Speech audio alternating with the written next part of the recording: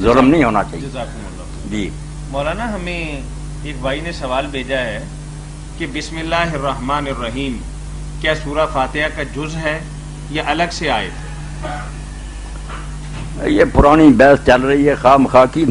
بات تو یہ کہ بسم اللہ نازل تو آسمان سے ہوئی ہے. یہ اعوذ باللہ کی طرح کی شاعری نہ آمین کی طرح کی.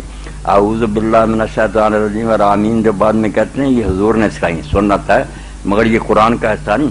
یہ قرآن کے ساتھ ہی اتری ہے بسم اللہ الرحمن. اب لوگوں نے خواہ مخواہ کا جھگڑا شروع کر دیا کہ اس صورت کا حصہ ہے یہ الگ آیت ہے. زیادہ صحیح مناسب بات یہ ہے کہ یہ ہر صورت کے شروع میں برکت کے لیے ایک الگ آیت رکھی گئی ہے. صورت آگے ہے جزی، صورت جدی ہے، اس کے فکرے الگ شروع ہوتے ہیں. مضمون یہ برکت کے لیے نا، جیسے آپ ٹی وی آن کرتے ہیں وہ کہتے ہیں جلندھر اسٹیشن بول رہا ہے، یہ فلاں اسٹیشن بول رہا ہے. یہ بات تورات میں کہی گئی تھی نا کہ جو نبی آئے گا وہ خدا کے نام سے دین بتائے گا، آخری نبی کی نشانی تھی.